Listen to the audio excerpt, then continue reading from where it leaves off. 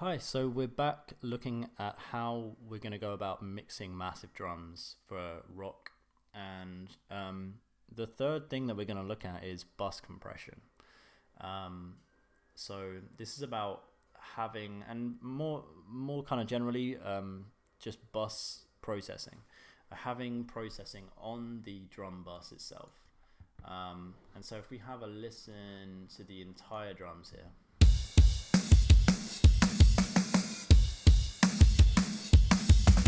So this is without any kind of processing, any bus compression or any distortion.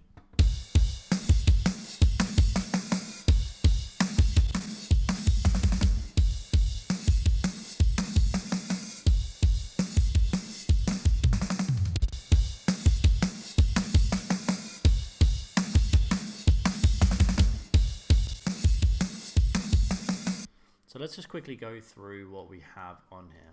Now, usually I have the top two on all the time. That's just built into my preset, into my template, because I know that mixing into a compressor will always be good for me. Almost always anyway. I just think that it just sounds way more together. So we have the 1176 here. This is actually, I had it all the way at 100% mix, and then I brought it down to not entirely sure what. But if I bring up to 100% mix,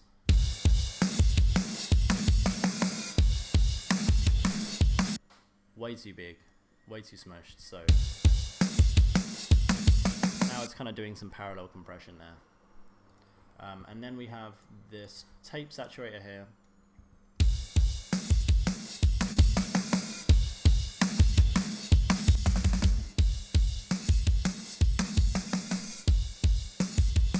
To me, that kind of brings everything together in a way that it doesn't make it sound ridiculous. It makes it sound more believable. I don't know if that makes any sense.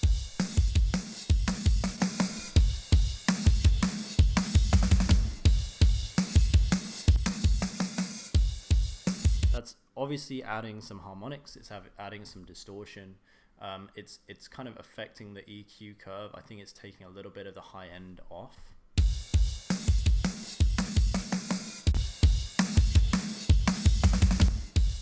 And that's kind of one great thing about tape saturation, is that it takes a lot of the unfriendly highs and it smooths them over. A lot of the stuff that when you listen to it for too long, you would go, like, my ears hurt, and you don't really know why.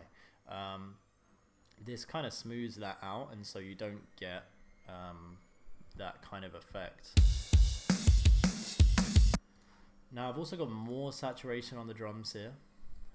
So this has a little bit of low burn, which is just a little bit of extra low end, and that's, I think, set to emphasize the transient, so it's set to emphasize the kick, and then some sizzle on top as well. Sizzle is crazy.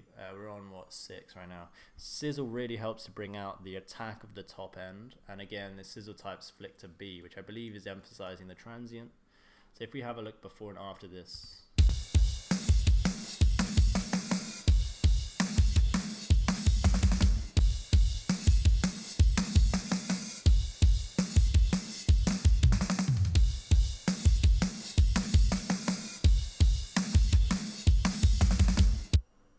Yeah, so I would say definitely just gives it some extra attack, gives it some extra oomph. I could even bring some of these up. I mean, these are crazy.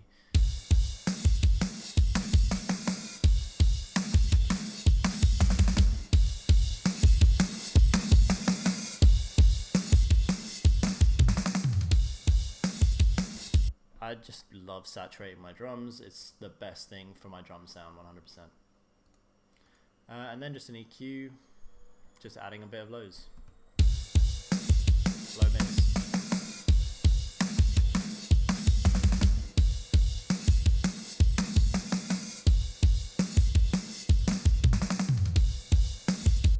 Cool, so that's a kind of look at bus compression. Now, as you can see, it's helpful to have a compressor that has a this compressor has a mix knob, and so I'm able to dial out as much of it, especially if it gets overwhelming, which it did in this mix pretty early. I just went, all right, let me dial back that compression because I could do with more of the dry sound. Let's have a look at it with the mix all the way up again.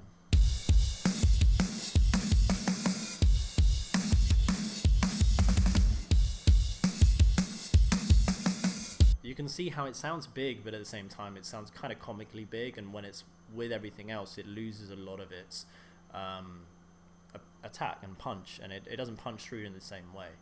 But yeah, so you can just see my settings here.